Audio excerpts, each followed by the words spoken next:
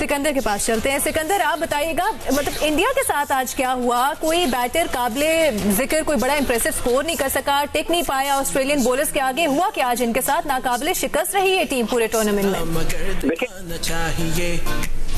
जी हम आपको सुन रहे हो ना मुझे आप? जी जी जी हाँ, जब ये 7 मैच जीते थे तो एक मैच था, मैंने उस वक्त कहा था कि यार एक दफा ये हार जाए, एक वेकअप कॉल ले ले, एक दफा ये जरूर टूट जाए, हम सारे मैच जीत जाएंगे। तो जब आप एक मैच लीग में, इतने लंबी लीग में हारते ना, तो थोड़ा सा एक वेकअप कॉल आती है।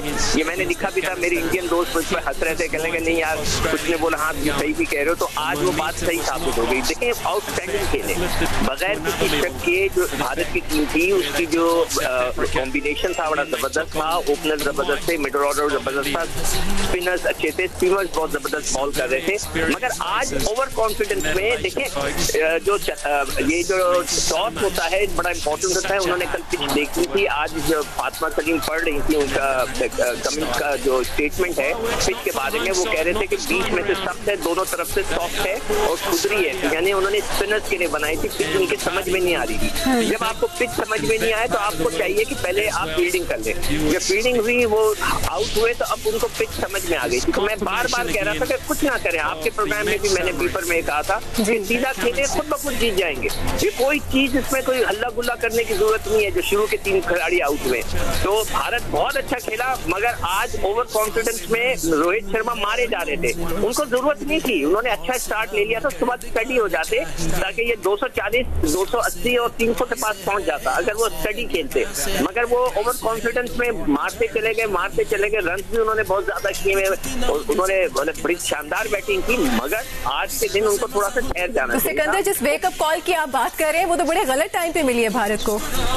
मतलब ऑफिस का टाइम निकल गया, बस निकल गई, तो फिर उनको वेकअप कॉल भी है, तो उस वक्त तो बस। अच्छा सिकंदर, 241 रन का हदफ, जो कि बज़ाहिर एक आसान टारगेट लग रहा था, इस सोच के साथ ऑस्ट्रेलिया ने अपनी बैटिंग का आगाज किया और फिर जैसे हमारी पहले भी बात हुई थी कि जल्दबाजी में इन्होंने अपनी विकेट्स गंवा दी। 47 रन पर 3 खिलाड़ी आउट हो गए। उसके बाद आपको लगता है कि इनको एहसास हुआ, इनकी वाइज स्ट्रैटेजी थी कि हम विकेट्स हाथ में रखें, तहम्मुल से खेलें, और इसी स्ट्रैटेजी की बदौलत आज जीत गए मैच।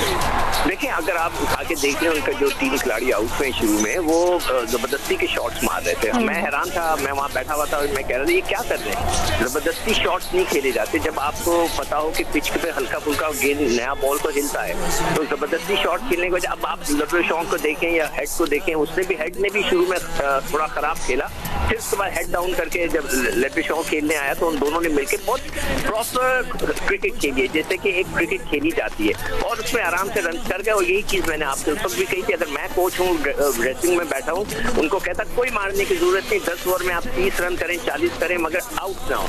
आपका जब आउट नहीं होते, विकेटें हाथ में होती है, तो दूसरी टीम वैसी 240 में वो क्या कर सकती है। तो एनीवे, बहुत अच्छा खेले उनकी, ऑस्ट्रेलिया की जितनी भी तारीफ की जाए कम है।